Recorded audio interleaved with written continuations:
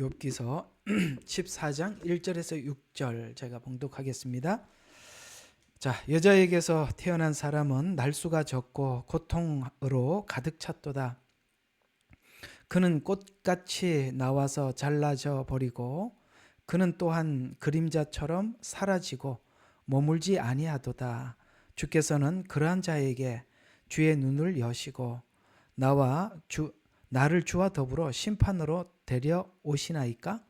누가 더러운 것 가운데서 깨끗한 것을 가져올 수 있나이까? 아무도 없나이다. 주의 날들도 정해졌고 그의 달수도 주와 함께 있으므로 주께서 그의 한계를 정하시어 지나치지 못하게 하셨나이다.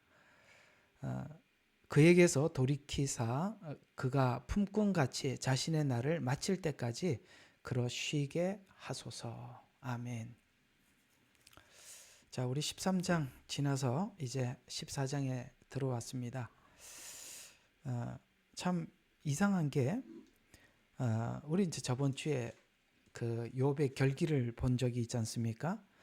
그분이 나를 죽이실지라도 나는 그분을 신뢰하겠습니다 하고 이제 그렇게 하나님 앞에 결단은 했는데 14장에서 하나님께 외치는 말들을 하나하나 분석을 해보면 아니 이게 조금 전에 그렇게 하나님 앞에 이렇게 단단한 결기를 가지고 고백했던 욥 맞나? 이런 생각이 들 정도로 이렇게 우리 이제 기독교인들이 보통 이제 오늘 여기 14장에 있는 기도 내용과 같이 기도를 하면 우리 옆에 있는 사람들이 뭐라 그러죠? 아니 무슨 기도를 그따구로 하냐? 이게 뭐야? 뭐 인생이 훌 더덥고 그다음에 뭐 지금 여기 이제 14장에 있는 이 이야기를 쭉 보면 이게 지금 하나님께 기도할 내용인가? 나중에 한번 읽어보세요. 이게 기도할 내용인가? 이런 생각이 들 정도로 아니 13장의 결기는 어디 갔어? 이런 생각이 들거든요. 근데 13장에 이렇게 하나님 앞에 단단한 결기를 했기 때문에 그래도 14장에 하나님 앞에 이 고통 중에 이 기도를 할 수 있는 것입니다. 여러분 지금 이런 상황에서 우리가 하나님 앞에 정말 거창하고 그 다음에 매끈매끈하고 그야말로 하나님이 보실 때 기가 막히게 정말 행복한 것 같이 예수 믿어서 제일 행복한 것 같은 그런 기도 기대할 수 없습니다. 그나마 13장의 이 결기가 그 너무너무 고통스러운 이 시간에 하나님 앞에 이렇게라도 하나님 앞에 기도하게 하는 것이거든요. 근데 이상하죠? 성경은 하나님을 잘 섬기는 믿음의 사람들이 믿음의 기도를 하고 하나님 앞에 전진하고 하나님 앞에 더 성숙해져가는 이런 기도를 기록한 게 아니라 우리 14장 전체를 읽어보면 이게 기도인가 싶은 기도를 기록을 하는 이유는 뭐냐면 우리 인생 속에서도 이런 기도가 있다라는 것을 말해주는 것입니다. 이런 기도가 있다라는 게 위로가 되지 않으세요? 우리가 언제나 마음 따로 말 따로 기도를 많이 하잖아요. 근데 마음은 죽을 지경인데 말은 하나님 앞에 높이 계신 하나님 오늘도 이름을 거룩히 여김을 받으시옵고 이렇게 기도를 하지 않지 않습니까? 근데 아니 참 우리가 마음은 지금 죽을 지경인데 기도를 그렇게 하면 내 지금 마음하고 기도 내용은 다른 거잖아요. 근데 오늘 14장의 이 기도를 보면 우리에게 참 위로가 되는 것이 우리도 사실은 하나님 앞에 눈 감고 기도할 때 말고 눈 뜨고 말할 때 그건 기도는 아니겠지만 일상 속에서 이런 말들을 무진장했던 거거든요. 기도 시간에만 격식을 갖추었지. 그러나 우리가 일상을 살아가는 과정 속에서는 오늘 14장 같은 말들을 많이 해왔었다는 것입니다. 그래서 오늘은 이 14장에 있는 내용들을 몇 시간 여러분들과 함께 할지는 모르겠습니다만 하나님이 열어주는 만큼은 하겠습니다. 그러나 오늘 이야기를 한번 간략하게 본문을 정리를 해보도록 하죠. 그래서 일단은 제목을 우리가 설정을 하고 방향을 잡고 오늘 14장을 한번 풀어보려고 하는데요.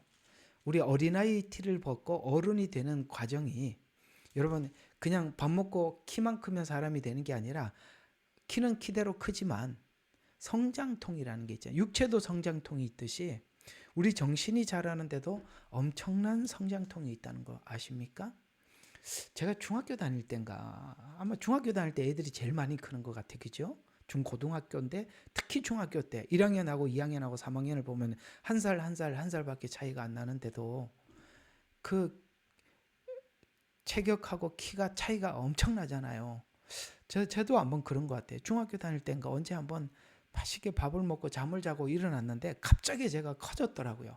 한잠 자고 일어났는데 아무리 봐도 커졌어요. 우리 손주가 얼마 전에 와서 그러는 거예요. 얘가 이제 내년에 중학교 가거든요. 이제 할아버지 제가 자고 일어났는데요. 갑자기 이만큼 커졌어요. 가만히 보니까 커진 것 같아요. 왜냐하면 저도 옛날에 그런 적이 있어서 우리 손주 보니까 야 너 정말 한 몇 센치 커진 것 같아. 갑자기 커졌어요. 그러더라고요. 이게 이제 육체적인 성장통이지 않습니까? 성장통이라는 게. 그래서 애들이 막 크려 그러면은 막 뼈가 늘어나고 하니까 아프듯이 우리의 정신도 자라기 위해서는 아픔이 있는 거고요. 특별히 우리 영혼도 똑같습니다. 우리 영도 자라기 위해서는 성장통이라는 것이 있어요.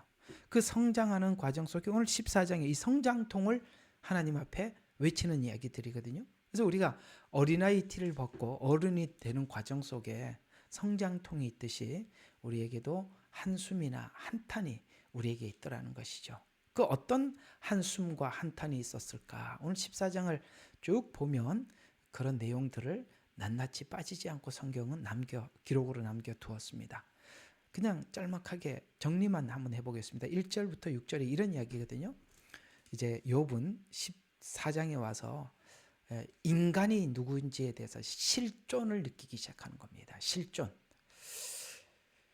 사람이 왜 끝까지 깨닫지 못하고 반성하지 못하고 그 다음에 하나님이 말씀하시는 대로 표현하자면 왜 거룩하게 살지 못할까요? 죽음을 잊어버리고 살기 때문에 그래요. 이렇게 저하고 가까이 이렇게 자주 만나서 뭐 이야기도 하고 또 낚시도 가고 그러는 두 분이 계시는데 제가 젊은 사람들하고 같이 가는 게 아니라 한 분은 원래 나이가 78인가 그러시고요. 또 한 분은 79인가 하여튼 80 노인 다 되신 분들이세요. 제가 60이거든요. 저보다 한 거의 20년 차이 나는데 같이 이렇게 자주 이렇게 이야기도 하고 그럽니다. 근데 이제 가끔씩 이제 그 분들의 이렇게 살아가는 대화나 말이나 이런 걸 이렇게 가끔씩 분석을 해보면 뭘 느낄 수 있게 되느냐면은 이렇게 이제 나이가 그쯤 되면 우리가 친구들 이제 많이 먼저 가셨다고 그러시더라고요. 근데 이제 저는 이렇게 가만히 관찰을 해보거든요. 그래서 우리가 남은 인생에 대한 짧음에 대해서 그걸 인식하고 사나? 이제 제가 그게 관찰 대상이에요. 이제 자기 연수가 얼마 남지 않고 이제 체력도 정말 힘들고 그런데 왜 제가 같이 가줘야 되느냐면은 그 부인 권사님과 집사님들이 혼자 간다면 안 보내줘요. 연세가 많으니까 불안한 거죠. 그래서 제가 모시고 갔다 오겠습니다. 그러면 이제 다녀오라고 하거든요. 이제 실제 연세도 있으셔서 건강도 이렇게 받쳐주지를 않아요. 그러면 이제 저는 이런 생각을 해보죠. 저쯤 되면 이제 남은 인생에 대해서 정리를 하는, 그 다음에 욕심도 내려놓고 나누어 줄 거 나누어 주고, 그 다음에 또 사람들에게 넉넉하게 베풀고, 그럴 줄 아나? 저는 이제 그 나이 되시면 어떻게 될지 저는 아직 그 나이가 아니니까 관찰을 굉장히 깊게 하거든요. 근데 보면 잘 안 하는 것 같아요. 욥이 지금 나이가 몇 살인지는 모르겠습니다. 성경은 그의 나이에 관해서 말하지 않기 때문에. 그러나 너무너무 이렇게 하나님께서 훈련시키는 이 과정 속에 뭐가 우리 속에 싹 지나갈 수밖에 없냐면 인간의 실존 문제가 지금 오늘 14장에 나오는 거예요. 여자에게 태어난 사람, 인간이라는 뜻이잖아요. 사람은 날수가 적고 고통이 가득 찼도다. 무슨 철학자의 고백 같아 보이지만 우리가 평생 이런 과정을 보내지 않으면 인간의 실존에 대해서 깜빡깜빡 잊어버리잖아요. 자기가 나이가 들었다는 거, 언제 하나님이 나를 데리고 갈지 그걸 우리가 인식하고 살지를 않아요. 그러나 이걸 인식할 필요가 있다는 것입니다. 이것을 인식하고 뭔가 새롭게 정리가 되어야 우리가 거듭난다는 게 뭡니까? 옛사람이 죽고 새롭게 태어나는 것 아니겠어요?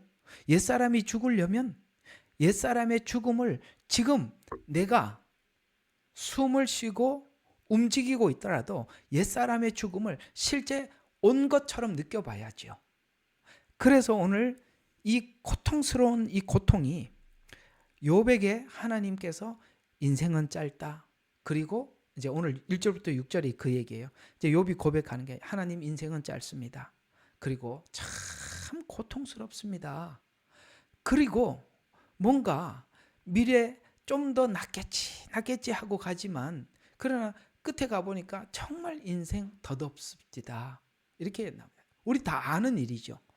여러분 다 아시죠? 짧다, 고통스럽다, 덧없다. 당연한 겁니다. 근데 그걸 늘 인식하고 사느냐? 아니죠. 그걸 잘 인식하지 못하고 사는 게 인생인데 하나님은 우리에게 그런 것을 한 번쯤 깊게 생각할 수 있는 시간을 주신 것이 얼마나 감사한지 몰라요.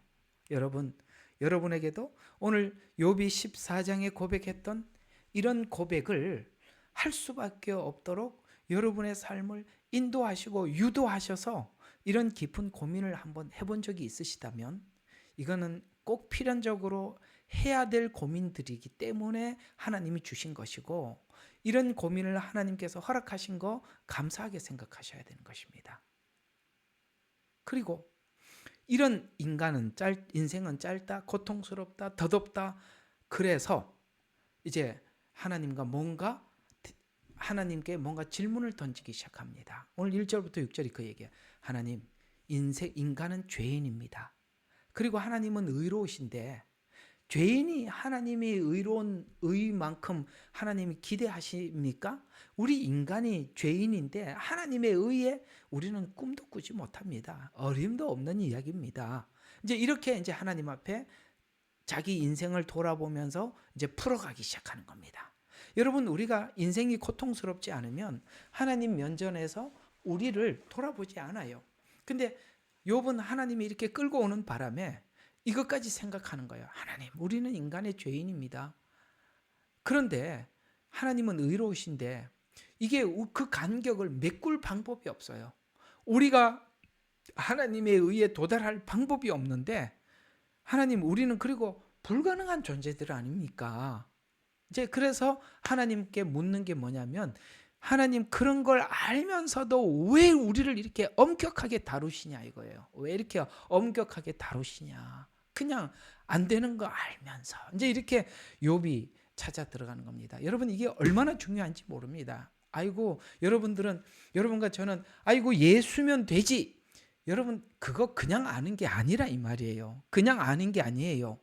이런 과정 없이 우리가 최고의 절망, 최고의 한탄, 최고의 한숨을 쉬지 않고는 절대 우리가 하나님 앞에 하나님과 우리 사이의 간격을 우리가 재보지도 않고 생각도 안 해보는 거예요. 그런데 뭔가 하나님께서 욥을 지금 모든 걸 다 이렇게 파산시켜서 지금 끌고 가고 있잖아요. 그러니까 이제 욥이 묻는 거예요. 하나님, 우리는 저 하나님이 원하는 만큼 도달할 수 없어요. 그런데 왜 하나님께서 저를 이렇게도 엄격하게 다루시는 겁니까? 그게 신비하지 않아요. 우리는 우리 스스로 다 자폭한 사람들이잖아요. 그죠? 여러분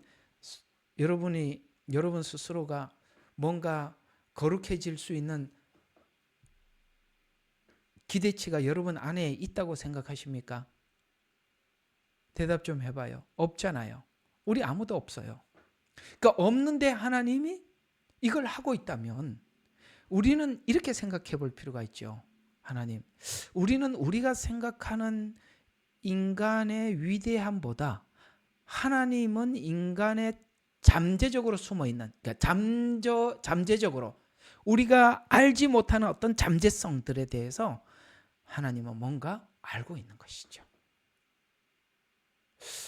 그게 우리가 어디까지 하나님이 끌고 갈 수 있으며 우리가 하나님이 끌고 가는 과정 속에 우리가 어디까지 끌려갈 수 있을까? 이런 생각 여러분 해본 적이 있으실 겁니다. 근데 우리는 생각해 볼 때 하나님이 끌고 가는데 나는 대충 가다가 돌아설 것 같아 라고도 생각해 봤을 겁니다. 근데 이상한 게 42장까지 끌려가더라는 거예요. 여러분은 여러분이 보고 있는, 여러분 스스로가 진단하고 있는 여러분보다 굉장히 큽니다. 왜 크냐고요? 여러분이 깡다구가 있어서 큰 것도 아니고 고집이 있어서 큰 것도 아닙니다.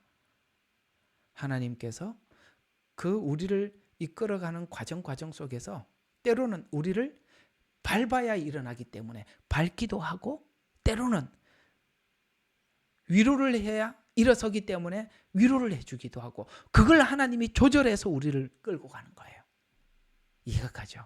때로는 우리를 눌러서, 때로는 우리를 이렇게 격려해서 그렇게 끌고 가는데 이상하게 우리는 끌려가더라는 것이죠.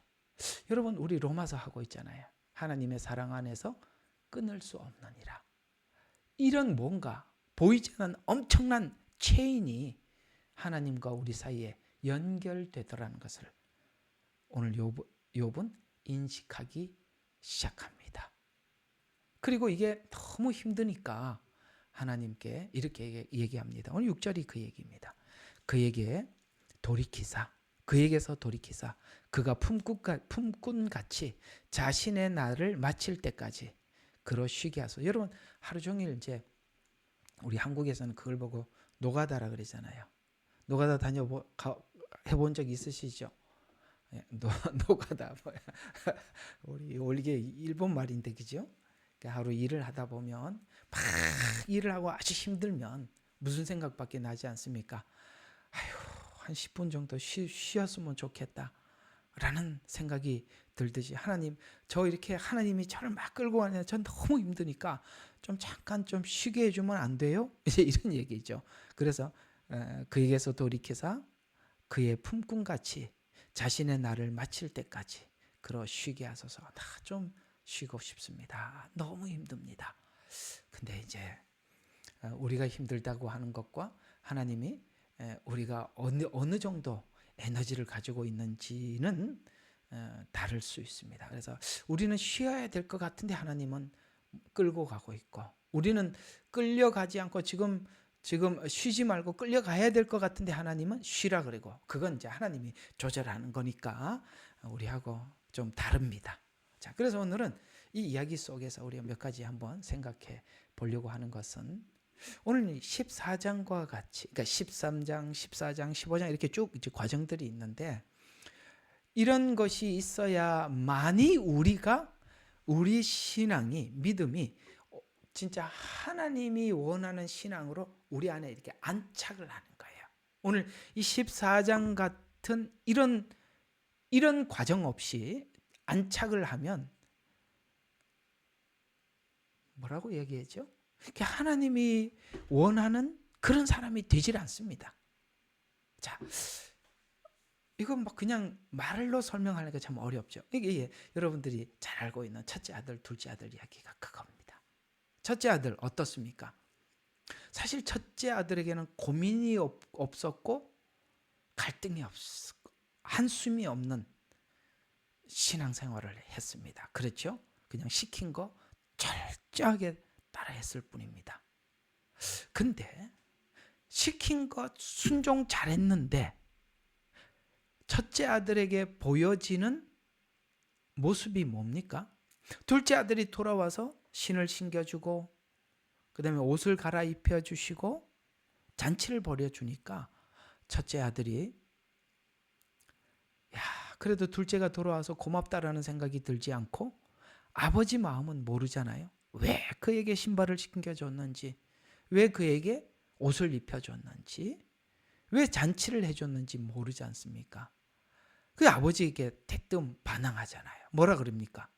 하나님, 내가 지금까지 아버지의 틀림없이 했습니다. 이게 이제 이런 과정 없이 틀림없이 살면 그것이 의가 되어버리는 거예요.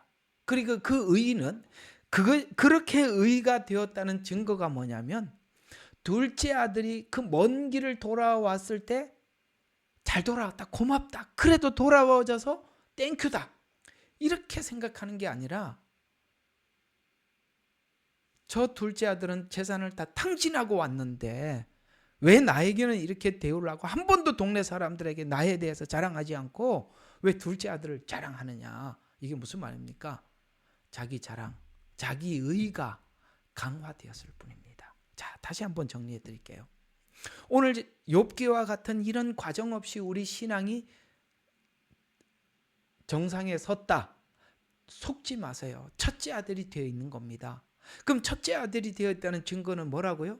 자기 자랑, 자기 의에 더욱더 강화되었을 뿐입니다. 다른 사람들의 아픔, 고통, 그 뭡니까? 그 아버지 집을 떠나서 그 수많은 상황을 겪고 돌아온 그 동생을 품어내지를 못하는 것이죠.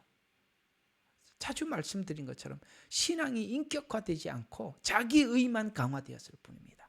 이것이 첫째 아들이잖아요. 오늘 여기 욥기에서 말하고 있는 욥은 첫째 아들과 같은 인생을 처음에 그렇게 살았죠. 그렇죠.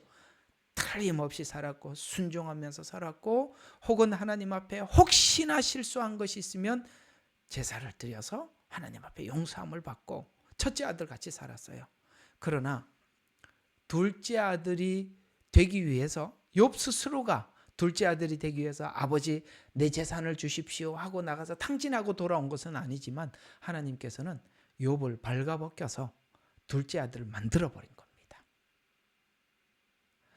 제 말 이해가 가요? 하나님이 강제로 둘째 아들과 같은 과정을 하나님께서 설계한 거예요. 그래서 끌고 가고 있는 겁니다. 그러니 얼마나 힘들겠어요. 그러니까 이 둘째 아들이 겪은 것이 뭘까요? 오늘 욥이 겪은 것과 둘을 맞춰보면 이런 이야기가 되는 겁니다. 둘째 아들이 겪은 것이 자유의지가 회복되기 위해서는 자유의지, 자기 의지로 산 결과가 파산뿐임을 받아들이는 거예요. 지금 그 얘기를 하고 있는 거예요. 하나님 앞에 지금 이렇게 넋두리를 하고 있는 이 넋두리가 뭐냐? 하나님, 저 파산했습니다. 저 죄인이지 않습니까? 저는 제 스스로 해결할 수 없잖아요. 하나님은 저 위에 의로우신 분인데 제가 무슨 내 힘으로 하나님의 의에 도달하겠습니까? 저 파산했습니다. 둘째 아들이 어떻게 했어요? 아버지여, 내게 돌아올 재산을 주소서. 그 재산이 뭐라고 생각합니까? 이게 성경이 말하는 자유의지예요. 아버지 법칙 아래 살지 않겠습니다. 저도 제 자율성이라는 게 있잖아요. 그러니 원래 인간을 창조하고 우리 인간에게 준 하나님의 재산이 뭐냐? 자유의지예요. 그래서 선악과를 만들어 놓고 먹든지 말든지 우리에게 그 모든 것의 권한을 우리에게 주셨지 않습니까? 선악과를 먹을 수도 있고 먹지 않을 수도 있는 겁니다. 그러니까 내게 돌아올 재산을 달라고 말했던 재산은 뭐라고요? 자유의지라는 말이에요. 그래서 아버지 뜻대로, 아버지 법칙대로 살지 않고 저는 제 마음대로 선과 악을 제 마음대로 조정을 하고 그래서 충분히 제가 살 수 있습니다 라고 하고 아버지 집을 나와서 먼 나라로, 전혀 아버지 법이 미치지 않는, 나라가 다르니까요, 다른 나라에 갔잖아요. 자기 법칙대로 사는 나라에 갔던 겁니다. 그냥 자유의지대로 사는 나라에 갔습니다. 그래서 살았더니 남은 결과가 뭡니까? 파산이잖아요. 바로 둘째 아들이 겪은 게 뭐냐?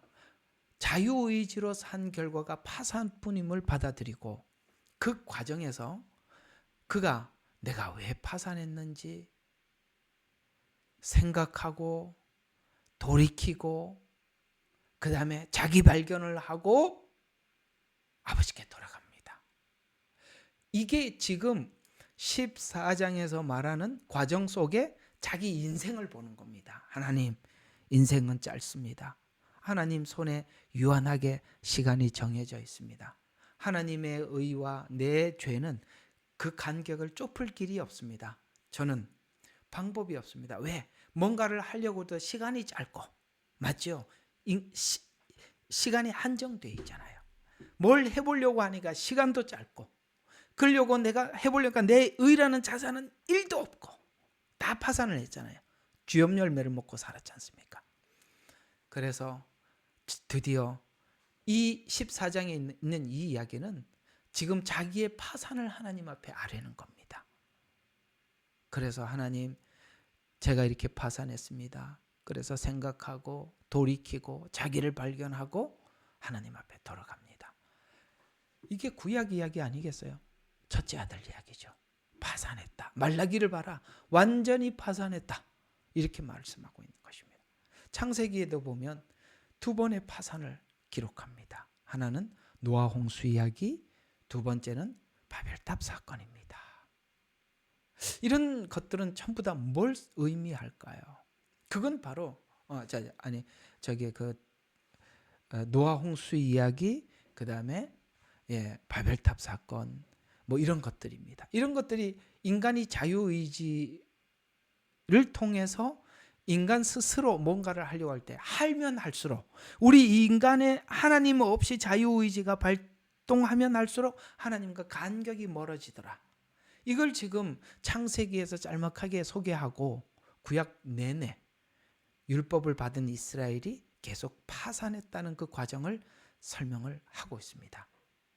지금 성경 전체를 두고 보면 욥은 바로 구약이라는 이 과정 속에 이스라엘의 파산을, 그 과정 속에 있음을 우리에게 설명하고 있듯이, 이런 과정이 구약 이스라엘 백성들에게 있었고 욥에게 있었듯이 우리에게도 이런 과정이 있더라는 것이죠. 그래서 지금 우리 자유의지의 정착을 위해서는 우리가 첫 번째 오늘 14장에서 보는 것처럼 우리가 인식해야 되는 부분이 뭐냐면 하나님의 위치와 인간의 위치를 알아야 하기 때문입니다. 그것은 평범한 일상으로 우리가 알 수 있는 것이 아니니까 하나님께서 여기 마지막 코너까지 몰아붙였죠. 쥐염 열매를 먹는 자리까지. 이제는 굶어 죽는구나, 죽어가는구나 라는 것까지 알게 하는 것입니다. 여기까지 도움을 준 사람이 친구들인데요. 욥의 고통은 끝이 없고 친구들은 답을 제시하지만 인과보응이, 그러니까 곧 다른 말로, 그러니까 율법적 이해로는, 이제 이 말 이제 굉장히 어려운 이야기지만 율법적 이해 혹은 인과보응의 원리, 이런 말 제가 쓸 때 여러분들이 좀 이 말을 알아들으셔야 이 욥기가 원만하게 여러분들이 설명이 이해가 되니까, 이해가 가시죠? 우리가 뭔가를 하나님 앞에 해서 의롭게 되고, 이거는 파산이라는 거죠. 그걸 친구들이 계속 제시를 하지만 아니야, 거기는 답이 없어 라고 지금 욥이 말을 하고 있는 거거든요. 그러니까 욥에게 이 과정을 허락하신 하나님의 의 중에 지금 이 친구들은 그 답을 제시해 주지 못합니다. 우리가 잘 알고 있는 율법은 죄를 깨닫게는 해주지만 이 자유의지를 내면에 하나님이 뜻대로 사용할 수 있도록 자유의지를 정착하는 데는 실패합니다. 이게 바로 쥐염 열매를 먹었던 둘째 아들의 파산입니다. 그래서 우리 만일 이 자유의지가 인과보응이라는 이해 아래서 정착하려면 성경에서 말하는 오늘 욥이 지금 하고 있는 이 과정, 돌이킴, 자기 발견, 이건 율법으로는 절대 기대할 수 없습니다. 바로 우리 오늘 교회 안에 있는 많은 신자들을, 여러분 교우들을 만나지만 오늘 둘째 아들과 같은 이런 과정을 돌아온 사람들의 따뜻함, 첫째 아들과 같이 아주 뭡니까? 다른 사람들을 냉소적으로 비판하고 판단하고 정죄하고 손가락질을 하고 있는 첫째 아들, 이 두 사람의 부류를 아시겠습니까? 그런데 이상하게도 첫째 아들은 교회에 많은데 왜 둘째 아들이 이렇게 없냐 이거죠. 그러나 여러분 알아야 될 것은 이 둘째 아들과 같은 과정을 밟지 않고는 결코 하나님이 우리에게 은혜라는 설명을 소화할 수 없다는 거예요. 예. 소화할 수 없다는 것이죠. 그래서 오늘 이제 이 욥기 전체를 보면 여기 오는 14장까지가 우리가 이제 권투로 하면 이게 지금 욥기가 3라운드까지 이제 친구들하고 치고받고 싸우거든요. 말로. 그러니까 지금 14장까지가 1라운드가 끝나는 장이에요. 이제 좀 있으면 이제 2라운드 들어갈 겁니다. 15장부터. 그런데 이 끝나는 장인데 여기서 결국 친구들의 그 이야기에 욥은 아무 답도 얻지 못하고 그저 하나님 앞에 괴로움을 토로하는 것으로 끝납니다. 이게 맞는 거예요. 이게 맞는 거예요. 여러분 이제 모르겠습니다. 여러분들이 어느 교회를 다니시다가 여기 오셨는지 제가 다 알지는 못하지만 여러분들이 은사로 하나님을 끊임없이 증거하려고 하는 교회 다녀본 적이 있을 수도 있고 어떤 분들은 과정은 설명은 하지 않고 율법적으로 답만 끊임없이 제시하는 교회에 다녀본 적도 있을 겁니다. 근데 여러분들이 속 깊게 이해가 되고 용납이 되고 받아들여지던가요? 여기서는 여러분들의 대답을 좀 들어야 되는데 은사를 통해서 끊임없이 하나님을 증거하는 교회가 있고 어떤 교회는 계속 성경의 답만 얘기해 주는 교회가 있어요. 근데 그게 여러분들이 속 시원하게 그렇구나 하고 박수 탁 치고 야 바로 이거야 이렇게 탁 이렇게 손에 잡히듯이 다 금어진 적이 없지요? 없어야 정상입니다.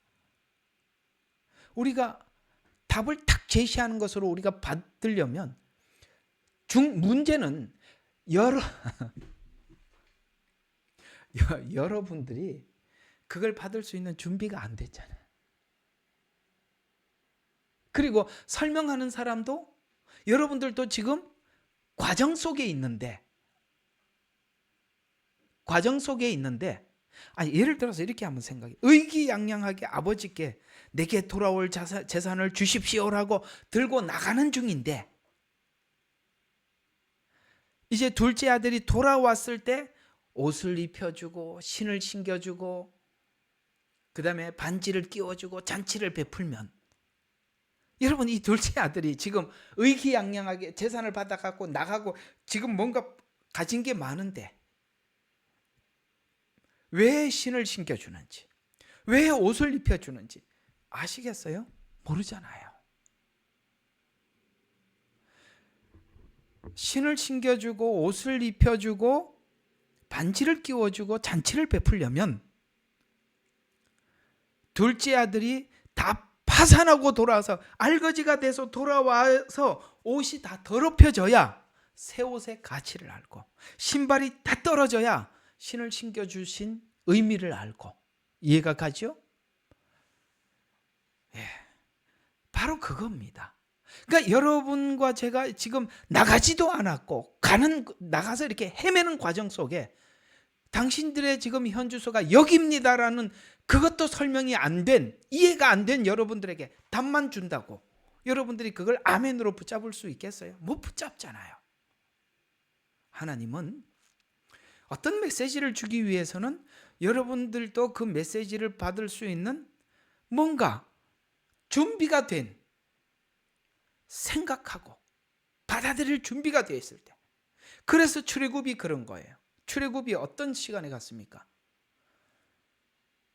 그들이 고통하고 더 이상 스스로는 여기서부터 벗어날 방법이 없다는 것에 대해서 완전히 파산했을 때 그리고 자기에 대해서 포기를 했을 때 하나님은 모세를 보내서 그들을 건져 주었기 때문에 그들은 홍해를 건너서 그토록 하나님을 찬양할 수 있었던 것이고, 이스라엘 백성들이 포로 생활을 할 때도 70년이라는 한 세대를 보내잖아요. 한 세대가 갈 만큼 옛사람들이, 그 조상들이 다 죽고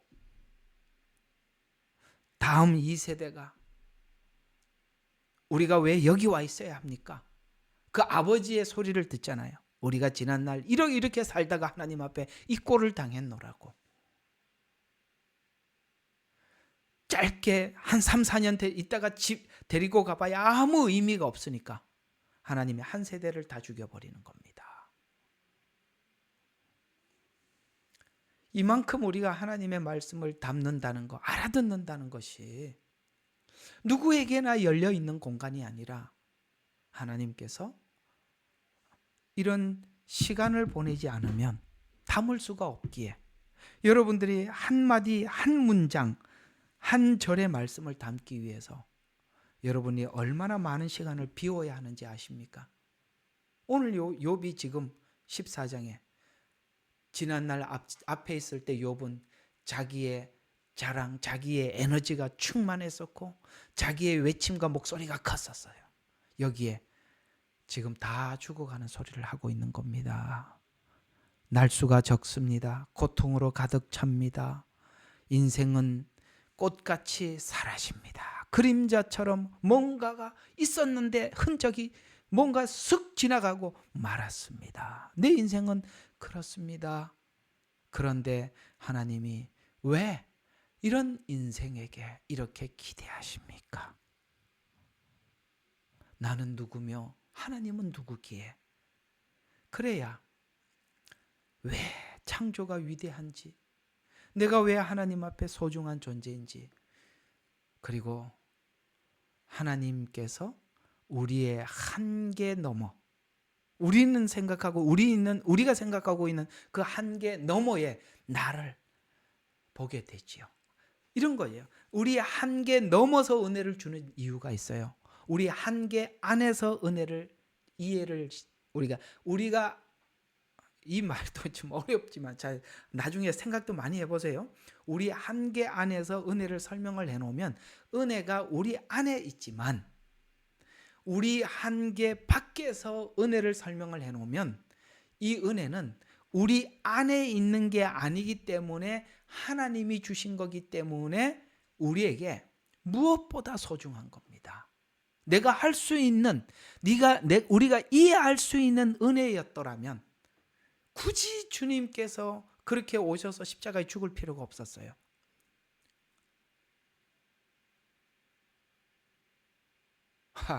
고맙습니다. 아멘이라도 해주셔서. 많이 생각해 보세요. 그래서 하나님이 은혜를 이해시킬 때는 우리 한계 넘어서 은혜를 설명을 해 주셔야 그게 영원히 내 가슴 속에 남아있는 한 은혜가 되어서 천국에 가서도 그 은혜를 찬양하게 되는 건데, 만약에 우리 안에서 은혜를 이해하고 담고 있으면 천국에 가서 찬양할 일이 없지요. 왜요? 내가 알고 있는 거 왔는데, 내가 해서 이 천국 왔는데 뭐 하나님을 찬양할 일이 뭐가 있겠어요? 자, 오늘 서론하다가 끝나네. 설명은 아직 들어가지도 못했는데 참 어렵네요. 자, 그러면 이제 설명이라도 한번 제대로 하고 다음 주를 기대합시다. 자, 그러면 1절과 6절 다시 한번. 자, 이런 이야기입니다. 하나님 좋습니다. 자, 이제 여러분들이 넋두리를 한번, 여러분들이 하나님 앞에 이렇게 넋두리를 해보라는 거. 이게 하나님, 이게 불신앙이 아니라 믿기 때문에 이곳에 와서 이 말을 꺼내는 거예요. 안 믿었더라면, 야, 이거 뭐 하나님 믿는 거 이 장난 아니네? 뭐 꼭 이렇게 해야 예수 믿는 거야? 믿으면 천국 가는 거 아니야? 그렇게 간단한 거 아니었어? 아이고, 나 이렇게 복잡해서 안 믿을란다 하고 돌아서 하나님을 신뢰하지 않았더라면 여기까지 오지도 않았을 겁니다. 하나님이 그런 욥에게 시작도 안 했을 겁니다. 이걸 할 수 있기 때문에 하나님이 지금 여기까지 왔거든요. 그러니까 지금 욥이 이런 말을까지 하는 거예요. 하나님, 내가 뭘 잘못했다 칩시다. 근데 뭐 그렇게 화를 내세요? 여러분 이렇게 하나님 앞에 말해본 적이 있어요, 없어요? 전 해본 적이 있어요. 내가 좋아요, 하나님, 내가 뭐 좀 잘못했다고 칩시다. 그런데 뭘 그렇게 화낼 것까지는 없잖아요. 예, 이게 불신앙이 아니라 하나님을 믿지도 않으면 이런 얘기 하지도 않아요. 믿으니까 하는 거예요. 우리는 이 율법 안에서는 친구들이 이렇게 하면은 이 싸가지 없는 놈, 어디다가 하나님 앞에 이렇게 말할 거예요. 근데 이게 성경은 신앙이래요. 시편을 보세요. 그게 무슨 믿음 있는 사람들의 말 같아 보입니까? 근데 그걸 하잖아요. 그걸 이게 다 뭐냐? 가식 없이 하나님을 섬긴다는 증거입니다. 그러면서 오늘 금방 읽었던 그 얘기죠. 나는 하찮은 존재입니다. 이제 14장 전체를 쭉 1절과 6절하고 이렇게 같이 연결을 시켜보면 그런 얘기거든요. 또 인생은 죽으면 끝나는 일과성에 지나지 않는 인생 아닙니까? 그런데 뭐 이렇게 짧게 살다가 그 한 시간이 되면 이렇게 노화돼서 죽게 될 텐데, 요즘 무슨 그 어플에 보니까 그런 어플이 있어요. 이게 자기 얼굴 사진을 탁 찍어놓고 30대, 오 30대 이랬나? 그다음에 20대, 오 이랬구나. 10대 뭐 이렇게 그런 어플이 있더라고요. 그래서 재밌대요. 아 이제 70 그러면 내가 이렇게 된단 말이야 앞으로. 80 그러면 이렇게 되잖아요. 그죠?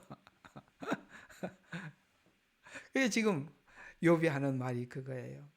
죽음은 끝나는 일과성에 지나지 않는 인생입니다. 그런데 무슨 기대를 가지고 화를 낸다는 것은, 여러분 상대방에게 아무 기대 없는 사람들인데 누가 화를 내겠어요? 근데 지금 욥은 하나님 앞에 말하는 게 그겁니다. 무슨 기대를 가졌기에 이렇게 화를 내고 이렇게 붙들어주고 나를 교육하려고 하십니까? 그 둘째 아들 대입을 시켜보면 하나님께서 네 이놈 어딜 가냐? 이렇게 붙잡지 않고 갔다 와라고 보내잖아요. 자기 갈 때는 몰랐거든요. 이렇게 돌아올 줄 꿈에도 몰랐을 거예요.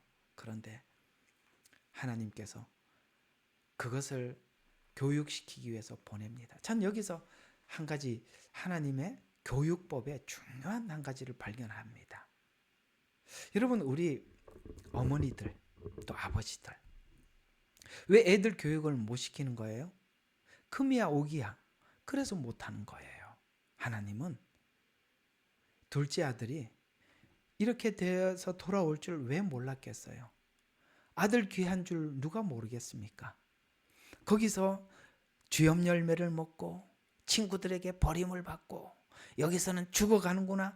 우리 아이들이, 예를 들어서 여러분의 아이들이 둘째 아들과 같이 그런 막 다 죽어가는 모습을 보면 부모들이 어떻게 해서 막 끌어안고 안아가지고 그냥 자기 있는 거 막 다 퍼주려고 그럴 거예요. 그러면 교육이 안 되는 거예요. 그러면 우리 하나님의 교육이 얼마나 냉정한지 아세요? 나는 정말 하나님이요 얼마나 냉정한지 몰라요.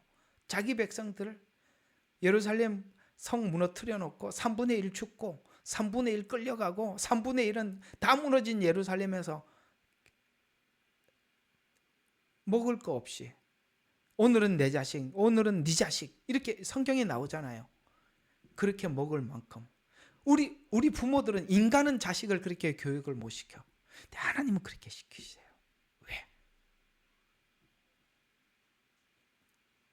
왜? 우리 인간이요 그 정도까지 가지 않으면 안 바뀐대요. 그래서 하나님이 혹독하게 훈련을 시키는 겁니다. 지금 욥이 그 얘기예요. 왜 이렇게 나를 붙들어주고 교육시키려고 하십니까? 15절에 보니까 뭘 그리 애착을 가지세요? 17절 그냥 넘어가면 안 됩니까? 이렇게 얘기합니다.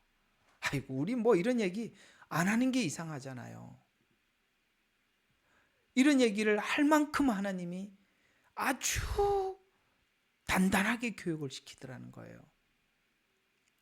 근데 욥은 왜 이런 말을 할까요? 사실은 욥은 지금 이 말밖에 할 말이 없고 현실은 견디기 힘들고 자신은 하나님께 내어놓은 말은 이것밖에 없는 현실인데, 그래서 제일 마지막 20일, 저 견딜 수 없습니다.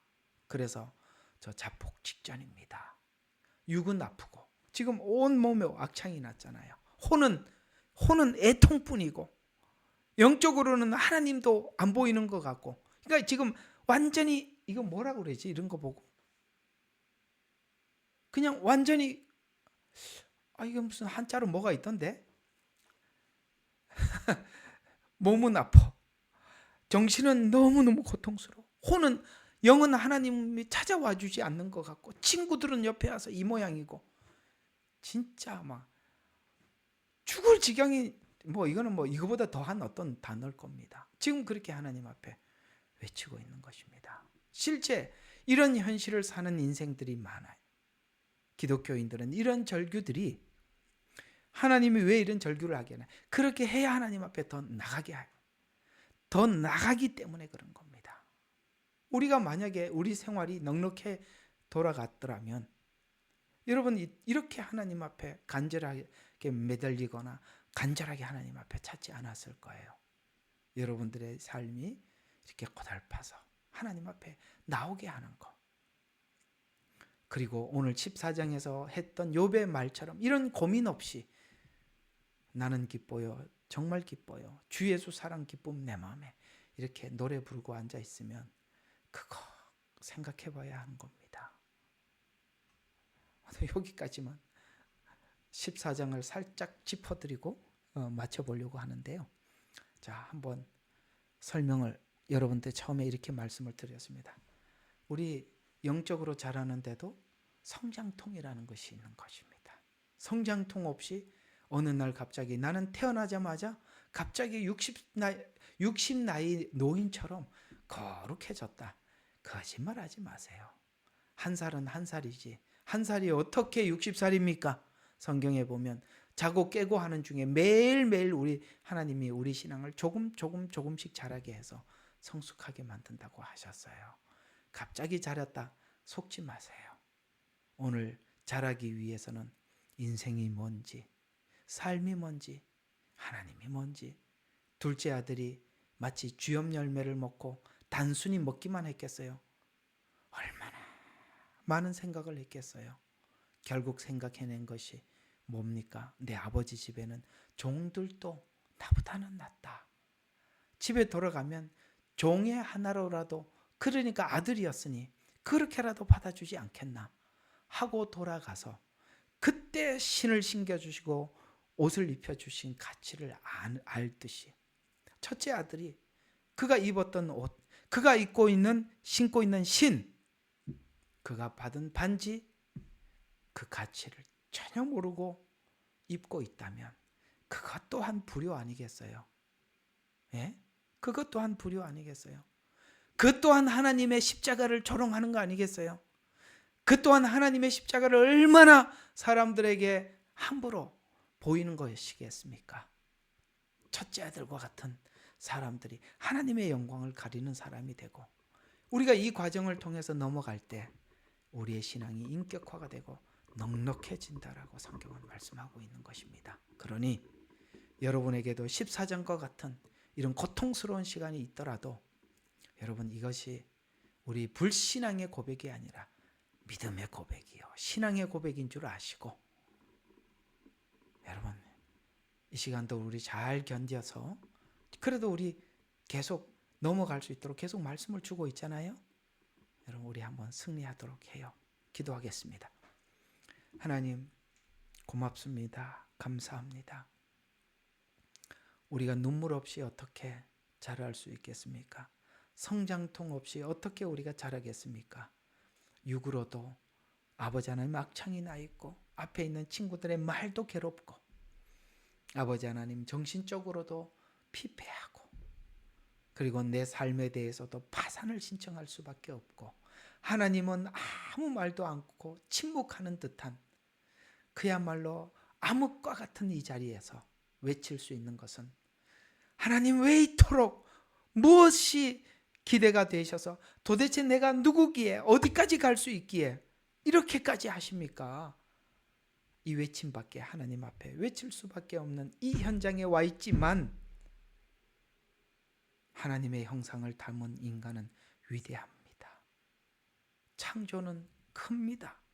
내가 상상하는 이상으로 내 안에는 하나님의 잠재력이 있다는 사실을 깨닫게 해주시고 우리가 하나님 앞에 멋있게 거듭날 수 있도록 축복하여 주시옵소서.